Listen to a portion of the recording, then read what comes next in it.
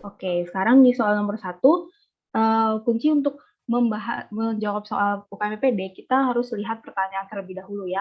Apa penyebab anemia pada pasien saat ini? Jadi kita lihat kasusnya, seorang laki-laki umur 49 tahun dibawa ke UGD dengan keluhan sesak.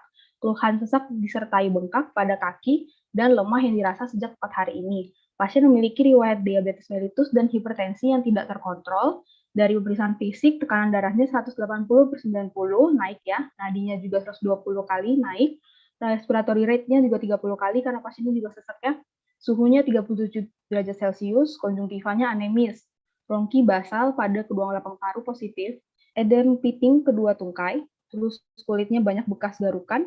Dari pemeriksaan lab ada HB-nya turun ya 8,1, ureumnya naik ya 221, kreatinnya juga naik 5,7, DDS 340 juga naik. Wah, mantep nih, udah dominan, udah pada jawab benar ya. Jadi jawaban yang pada soal nomor 1 itu C ya, penurunan produksi eritropoietin. Oh iya, setiap bahas soal kita harus tahu ya diagnosis dari soalnya ini apa, jadi kita bisa langsung tahu nih mau pertanyaannya apa ya, mau diagnosis, mau tata laksana, mau faktor risiko. Yang penting kita udah tahu diagnosis dari soalnya, kita bisa jawab pertanyaan apapun yang ditanya soal. Jadi yang ditanya soal ini dia penyebabnya ya, etiologinya. Diagnosis pada pasiennya ini apa? CKD ya, terlihat dari klinisnya, kita lihat clue-nya. Jadi dia ada bengkak ya pada ekstremitasnya, pada kaki, terus dia lemes juga, dan ada faktor risiko nih, ada diabetes, ada hipertensi yang nggak terkontrol juga, terus juga ini ya, menandakan klinisnya dia 180/90 tekanan darahnya. Terus konjungtiva anemis, nah sangat khas sekali anemia pada CKD ya, pada penyakit ginjal kronis. Terus ada juga rongki basal pada paru-paru, edem piting pada ekstremitas, terus terlihat juga HB-nya anemi, beneran anemi. Terus dilihat dari pemeriksaan lab, ureum sama kreatininnya naik. Nah, ini sangat-sangat khas sekali pada pasien-pasien CKD gitu. Kenapa pasien CKD bisa menyebabkan anemi? Jadi CKD ini kita lihat CKD ini apa dulu ya. Dia itu adalah suatu penyakit di mana dia ada kelainan struktural ataupun fungsional dari ginjal yang berlangsung secara kronis minimal 3 bulan gitu. Dan dia itu ada ditandai dengan penurunan fungsi ginjal secara irreversible. Kalau misalnya akut masih bisa reversible ya, masih bisa kita perbaiki gitu. Kalau misalnya CKD ini dia udah irreversible karena sudah berlangsung secara kronis. Dan pasti fungsi-fungsi dari ginjal ini sendiri itu akan menurun gitu karena kelainan yang pada CKD ini. Dari diagnosisnya, dari trias CKD-nya aja sebenarnya udah khas gitu di soal ya, hipertensi, anemia, sama edema. Ini yang terjadi pada pasien, dia ada anemia ya. Itu kenapa? Karena ada peran eritropoietin dalam eritropoiesis. Eritropoietin ya. Nah, itu kenapa? Karena kalau misalnya dari fisiologinya ya, kalau misalnya ada suatu ginjal mendeteksi bahwa ada keadaan hipoksia nih, ada keadaan hipoksia.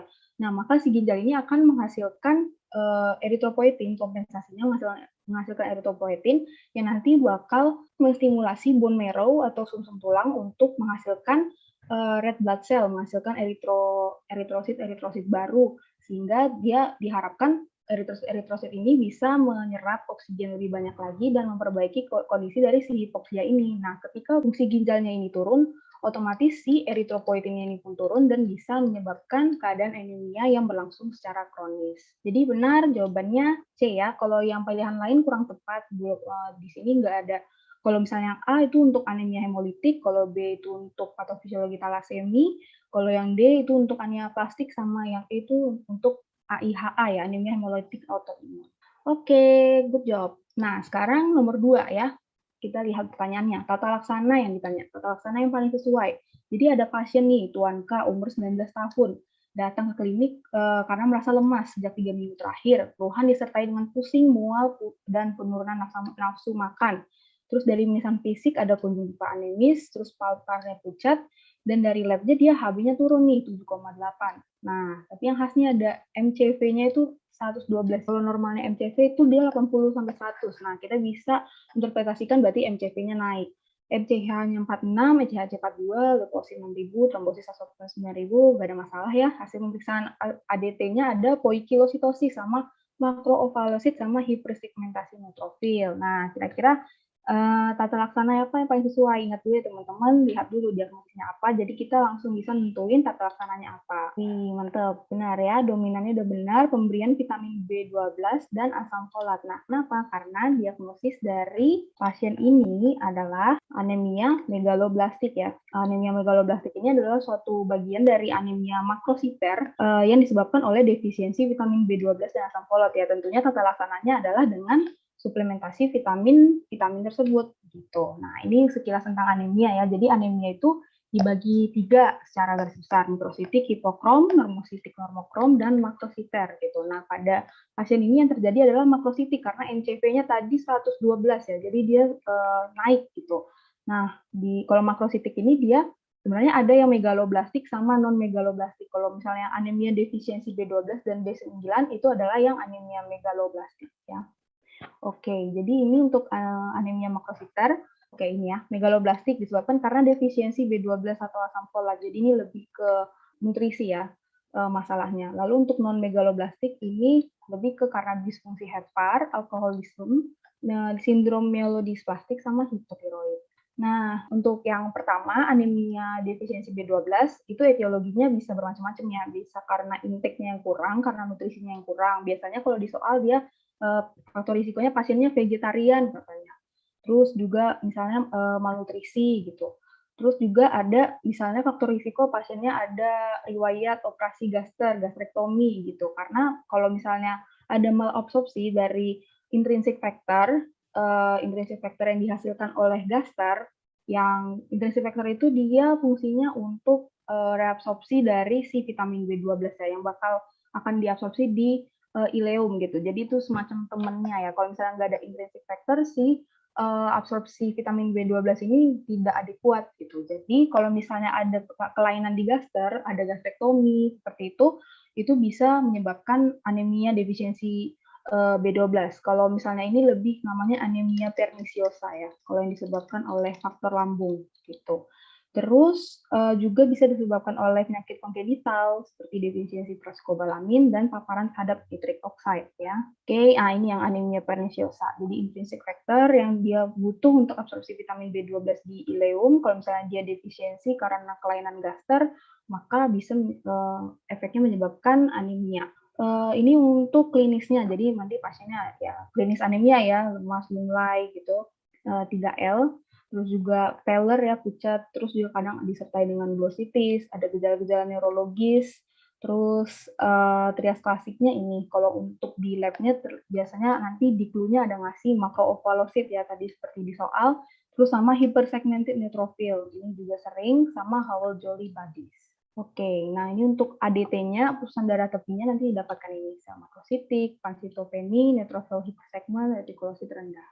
Ini untuk apusan sumsum tulangnya ya, dia jadi terlihat sel-selnya itu udah gede-gede gitu, erythroblast, megaloblast, giant metamyelocyte, hipersellular sumsum ya. Oke, terus adanya megakaryosit gitu. Jadi terlihat sel-selnya itu besar-besar. Kalau misalnya dari biokimia nanti terdapat peningkatan bilirubin indirect, LDH dan penurunan haptoglobin. Untuk tata laksananya ya karena dia ada defisiensi si vitamin-vitamin tersebut ya diobatinya dengan pemberian vitamin-vitamin tersebut gitu ya. Nah, biasanya dia parenteral dan biasanya dalam 1 bulan. Kalau misalnya untuk vitamin B12, dia dikasih hidroksikobalamin intramuskular 1000 mg selama 3 minggu. Kalau misalnya asam folat dikasih tablet asam folat selama 4 bulan. Gitu. Nah, ini yang asam folatnya defisiensi B9. Disebabkan bisa karena sama juga bisa karena defisiensi nutrisi, karena diet yang adekuat, terus juga bisa alkoholisme ya yang menyebabkan penyerapan kurang, terus malabsorpsi misalnya karena adanya celiac disease atau inflammatory bowel disease gitu. Terus juga ada peningkatan kebutuhan misalnya kalau pasiennya hamil ya menyusui, ada penyakit hemolisis kronis, terus juga ada obat-obatan yang antagonis sama yang asam folat, jadi absorpsinya kurang. Biasanya kalau pasiennya ada konsumsi methotrexate, TMP, dan phenytoin ya. Oke, ini untuk patogenesisnya ya sama ya, kalau nggak ada sumbernya ya dia akan defisiensi dan menyebabkan gejala anemia. Oke, terus untuk diagnosisnya kita akan pemeriksaan darah lengkap ya. Apusan darah tepi nanti terlihat dia ada eritrosit makrositik jadi besar dan ada neutrophil hipersegment, sebenarnya sama aja ya. sama yang B12 untuk labnya. Oke, terus nanti dari kadar serumnya nanti bisa terlihat ya, kalau kadar serum folatnya kurang dari 2, dia defisiensi. Dan kalau normal dia yang lebih dari 4 ya. Oke, untuk tata laksananya yang asam folat itu dia diberikan 240 mikrogram per hari untuk dewasa, kalau untuk orang wanita hamil dia 400. Terus juga dikasih dietnya ya, diet yang kaya akan vitamin tersebut juga, sama kayak vitamin B12 ataupun B9 juga sama, dikasih diet yang yang tinggi asam folat seperti sayuran hijau dan sumber hewaninya seperti hati. Oke ya, jadi benar ya jawabannya pemberian vitamin B12 dan asam folat. Kalau yang A kurang tepat ya, karena ini untuk ADB, kalau yang B itu untuk lebih ke talasemi, transfusi ya. Terus pemberian kortikosteroid juga kurang tepat di sini, sama pemberian eritropoietin ini malah tata laksananya karena CKD. Oke, kita lanjut nomor 3 ya. Pemeriksaan penunjang yang tepat untuk menegakkan diagnosis. Jadi menegakkan berarti kita bicara tentang gold standar ya. Nah, kita lihat diagnosis pasiennya apa. Jadi ada anak perempuan nih usia 5 tahun. Datang karena ada terlihat lesu, lemas sejak 1 bulan terakhir. Maka pasiennya juga mengalami keluhan yang sama, sudah meninggal usia 8 tahun. Jadi dari riwayat keluarga ya. Dari pemeriksaan fisik dapatkan pasien tampak ikterik, konjungtiva anemis, sklera ikterik, teraba pembesaran hepar dan lien, ada hepatosplenomegali, dan dari wajah pasien tampak tulang hidung masuk ke dalam dan tulang pipi menonjol. Nah, ini khas banget facies culi ya.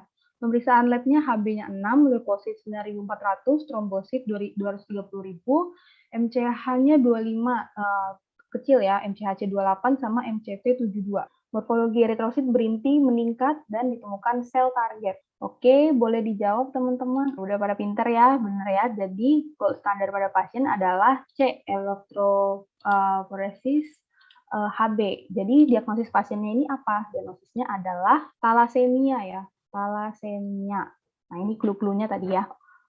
Jadi ada anak ya, usia 5 tahun. Nah ini udah khas kali ya, dia terjadi pada anak-anak. Terus dia lesu, lemas, terus juga ada riwayat keluarga ya kan, terus juga ada tanda-tanda ikterik, konjungtiva anemis, hepatosplenomegali. Nah, ini juga ada facies culi ya, sama tulang hidung yang menonjol, tulang hidung yang masuk sama tulang pipi menonjol, ini facies culi ya. Facies culi positif. Terus HB-nya 6, ada anemia di sini. Terus juga dari morfologi eritrositnya terlihat ada sel target. Jadi ini khas banget pada talasemia gitu. Dan untuk gold standarnya apa? HB elektroforesis gitu ya. Nah, ini untuk si anemia tadi ya. Jadi kalau misalnya anemia yang pada pasien kita ini dia yang mikrositik hipokrom ya. Terlihat dari si MCH, MCHC dan MCV-nya terlihat kecil dan warnanya juga kecil ya. Jadi mikrositik hipokrom. Nah, talasemia. Oke. Nah, untuk talasemia ini dia apa? Dia merupakan gangguan sintesis hemoglobin, khususnya pada rantai globin ya. Jadi dan dia diturunkan secara genetik. Jadi kayak pada pasien ini dia ada riwayat keluarga ya. Ditandai dengan ada riwayat keluarga. Terus untuk fisiologi HB ya, kalau ini perlu kita ngerti juga ya kenapa gitu ya. Jadi kita harus ngerti juga fisiologinya. Jadi untuk HB normal pada yang dewasa, dia itu normalnya ada 2 rantai beta dan 2 rantai alfa gitu ya. Jadi dia membentuk tetramer alfa 2 beta 2. Jadi ini yang disebut sebagai HBA gitu ya. Nah, terlihat dari grafik ini ya. Jadi ini waktu fetus nih. Ini yang waktu dia dewasa, dipisahkan waktu dia lahir. Jadi pada saat dia dari fetus sampai ke dewasa ini stabil nih rantai alfa ya. Terus kalau si beta dia lama-lama makin meningkat ya, ketika dia lahir dia semakin meningkat. Terus kalau misalnya yang fetus itu dia pakai yang rantai ini si gamma ya, rantai gamma. Jadi waktu dia lahir dia si rantai gammanya itu turun gitu. Nah, ini yang kalau misalnya gabungan antara alfa dan gamma ini yang disebut sebagai HbF ya. Jadi normalnya itu HbF itu hanya sekitar kurang dari 1% pada orang dewasa. Kalau misalnya yang pada orang dewasa dia dominannya yang alfa sama beta, HbA ya. Dan kalau pada orang dewasa dia dominan lebih dari 97% normalnya. Oke.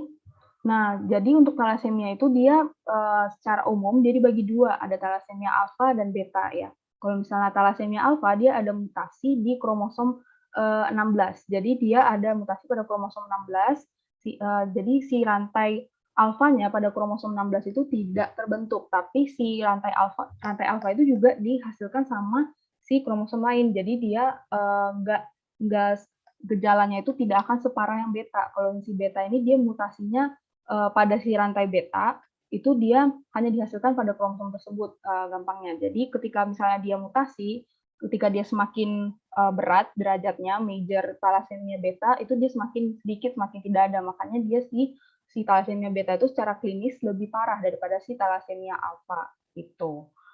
Oke, oh ya nanti karena ya ada mutasi pada si rantai itu, pasti kan si hemoglobinnya tidak stabil nih, nggak stabil, dan itu akan mempercepat destruksi eritrosit yang menyebabkan hemolitik anemia ya klinis. Oke, untuk diagnosisnya dari anamnesis dia akan terlihat pasiennya itu anak-anak yang pucat kronik kalau thalassemia beta ya, pucat kronis, terus juga ada riwayat transfusi berulang, memerlukan transfusi berkala sejak kecil. Ini biasanya pada thalassemia beta mayor ya. Terus ada riwayat keluarga dengan thalassemia perut buncit, ini mengindikasikan hepatosplenomegali gitu. Terus riwayat tumbuh kembang dan pubertasnya terlambat. Oke, dari pemeriksaan fisik dia pasiennya terlihat pucat, sklera icteric, terus ini facies puli ya, dahi menonjol, mata menyipit, jarak kedua mata melebar, maksila hipertrofi dan maloklusi gigi seperti yang tadi digambar di awal ya pasiennya. Terus hepatosplenomegali, gagal tumbuh dan gizi kurang, perawakan pendek, bertas terlambat, dan hiperpigmentasi kulit. Oke, terus untuk pemeriksaan labnya bisa dilihat lah dari HB-nya dia anemia ya. Kalau misalnya kurang dari 7 dia anemia berat. Terus juga dari ADT terlihat nanti anemia si eritrositnya itu mikrositik hipokrom bentuknya.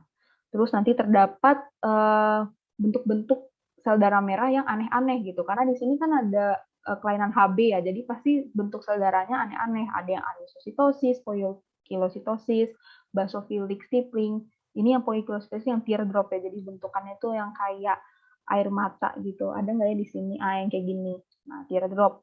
Terus ada Baden Pappenheimer, sel target. Sel target itu kayak target panah gitu ya dia. Terus juga eritrosit berimpi, leukopeni, neutropeni, dan trombositopeni. Terus nanti dari retikulosit nanti terlihat meningkat. Dia akan menunjukkan aktivitas yang meningkat di sebelum tulang. Nah, kenapa meningkat? Karena untuk mengkompensasi ya, karena terjadi hemolisis terus, jadinya kurang kan. Jadi si sumsum tulangnya itu mengkompensasi dengan meningkatkan produksinya gitu. Jadi terlihat nanti jumlah retikulositnya itu meningkat. Ini juga yang bakal membedakan dengan ADB ya. Kalau misalnya ADB retikulositnya rendah. Terus juga untuk gold standarnya ini ya pada soal ya. Jadi kita akan melihat hemoglobin elektroforesisnya. Jadi kita di situ bisa melihat dia thalassemia yang mana gitu ya. Nah, ini untuk interpretasinya. Jadi bisa terlihat nih, kalau di thalassemia alpha si HbA-nya, HbA yang cukup sangat penting pada orang dewasa itu masih sekitar segini gitu. Sedangkan kalau misalnya di beta dia udah makin mayor itu makin dikit, bahkan bisa sampai 2 sampai 10 gitu. Jadi ketika si thalassemia alpha ini dia lebih klinisnya itu enggak separah thalassemia beta yang mayor gitu. Nah, kalau misalnya thalassemia beta itu dia lihat nih dari minor sampai ke mayor itu dia terlihat HB-nya itu makin derajatnya makin parah itu HbA-nya itu semakin kecil gitu. Makanya terjadi klinisnya itu terlihat lebih berat ya. Terus nanti kompensasinya si HbF-nya makin gede. Terus, nah terlihat di sini ya, minor, intermedia, mayor. Jadi si HbA-nya itu kalau makin mayor itu makin menurun, kalau HbA-nya semakin meningkat ya. Oke, terus ini untuk algoritma diagnosa ini sama sih seperti tadi, anamnesis dan pemeriksaan fisiknya, labnya juga sama.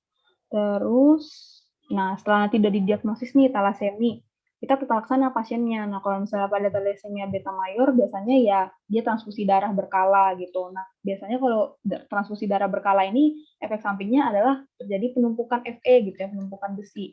Nah jadinya dikasih kelasi besi untuk menurunkan efek toksisitas dari zat besi ya. Terus juga dikasih nutrisi, suplementasi, terus penektomi bagi pasien-pasien yang splenomegalia masif ya. Terus transplantasi sumsum tulang ini option yang lumayan paling terakhir ya. Terus vaksinasi dan dukungan psikososial.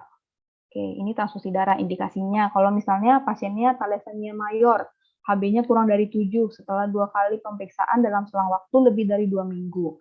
Kalau misalnya lebih dari 7, kalau misalnya dijumpai ada gagal tumbuh, ada deformitas tulang seperti facies puli tadi, akibat thalassemia itu kita kasih transfusi darah.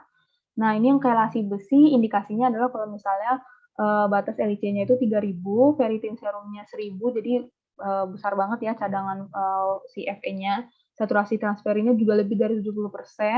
Batas transfusi darah sudah 10 sampai 20 kali atau 3 sampai 5 liter kita kasih Veriprox ya, kelasi besi. Terus untuk suplemennya kita kasih vitamin D, vitamin E, dan vitamin C, dan juga asam folat. Nah, ini yang splenektomi, kalau misalnya seperti ini banget, hipersplenisme terlalu besar, splenomegali masif, kita sarankan untuk splenektomi. Gitu. Ini yang tadi, oh ya, dan juga pemberian vaksinasi ya, diusahakan pasiennya nggak sakit ya, infeksi, karena udah pasiennya kekurangan anemia, kalau misalnya nanti ke depannya ada penyakit-penyakit infeksi, takutnya malah jadi komplikasi, jadi kita lengkapi kebutuhan vaksinasi.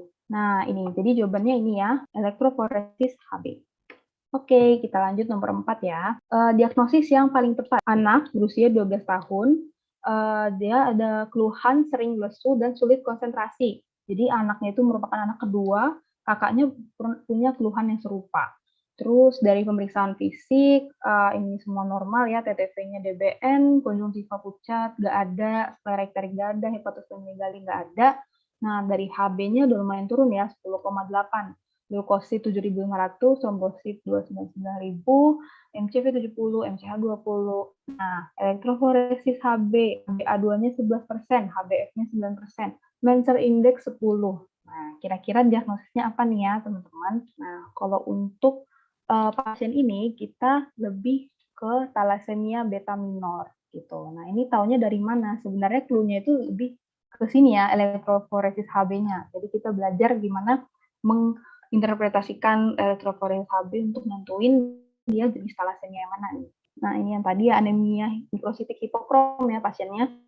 Kita curiga nih, dia anemia defisiensi Fe atau thalassemia atau penyakit kronis ya. Karena kalau pasien ini dia sebenarnya kayaknya bukan thalassemia mayor ya. Dia keluhannya itu ya anemia biasa, sering lesu, sulit konsentrasi gitu ya. Tapi mungkin ada riwayat keluarga di sini. Tapi kalau misalnya yang gejala anemia berat seperti konjungtiva yang pucat, sklerekterik, hepatosplenomegali nggak ada di sini gitu. Jadi kadang kita sulit ya membedakan apakah ini ADB atau thalassemia karena sama-sama mikrositik hipokrom. Di sini nggak ada sih ADT-nya, tapi nggak apa-apa.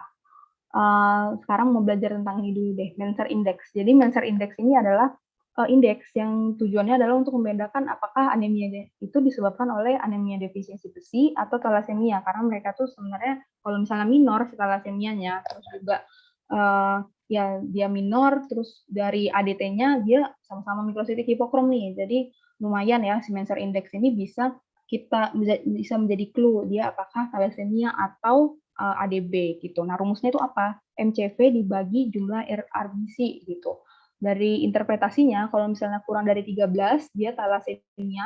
Kalau lebih dari 13, dia ADB gitu. Nah, kalau pada pasien ini kan Menser Index-nya 10 ya. Jadi kalau misalnya dia 10, kurang dari 13, maka pasiennya lebih curiga ke thalassemia.